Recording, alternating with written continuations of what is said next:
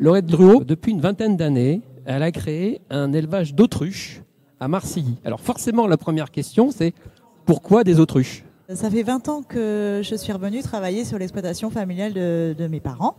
Et je voulais quand même dire qu'en Charente-Maritime, il y avait de l'agriculture. Et ça, c'est quand même important parce que La Rochelle, moi, j'y suis. On est dans la communauté de ville de La Rochelle. Et on a un territoire quand même qui est très attractif. La ferme, elle a vue sur mer. Et bien... On a aussi des problèmes de recrutement, il ne faut pas croire, parce que justement, nous, les compétences, elles sont dans les autres départements. On ne vient pas à La Rochelle pour devenir agriculteur. Alors, vous ne voulez pas me dire pourquoi des autruches ? Alors, les autruches, ça, c'est comme beaucoup de jeunes filles. On sort de l'école, on est passionné d'animaux, alors on fait de l'élevage. Et du coup, j'ai voulu sortir un peu du système et être autonome, ne pas dépendre des prix et pouvoir produire, vendre, transformer.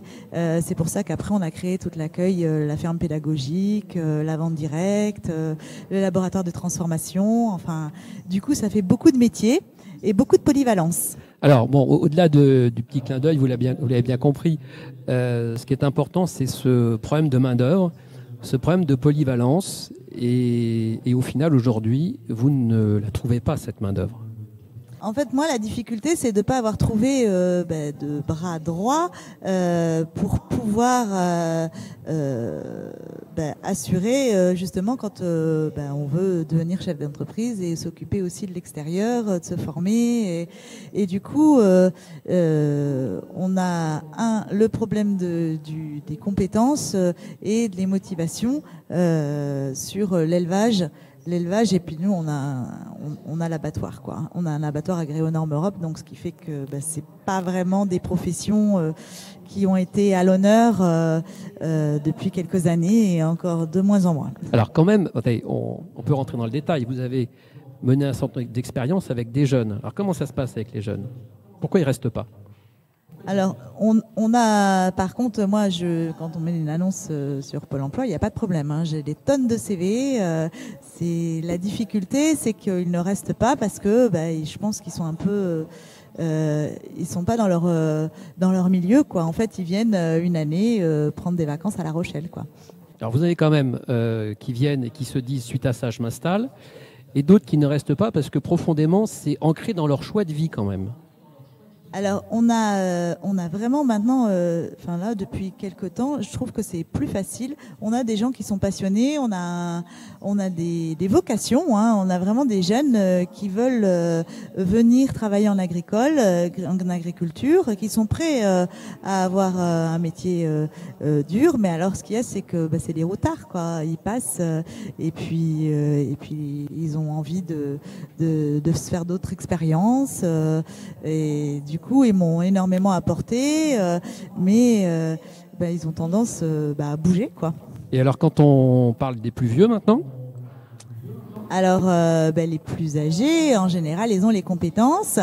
Et alors là, peut-être que c'est moi qui sais pas être assez autoritaire. Quand je vous entends, vous êtes vraiment énormément dans le social. Moi, j'ai l'impression d'être une mère poule. Pourtant, j'ai la femme qui travaille aussi, qui fait du ménage. C'est des petites structures, nous, dans le métier agricole. J'ai l'équipe, l'esprit d'équipe. Là, sur le CV, il n'y a pas de problème pour plaquer les autruches. Je cherche toujours plutôt des sportifs. Ça, on sait faire à La Rochelle à plaquer. De temps en temps. Mais j'ai quand même un souci, c'est qu'après, ils sont tellement compétents que du coup, c'est un peu eux qui décident, quoi. Et aujourd'hui, il y a chasse, quoi. Voilà. Oui, aujourd'hui, il y a chasse parce que c'est l'employé de madame, aujourd'hui, ne peut pas venir travailler. Il est à la chasse, pour que vous compreniez bien la situation.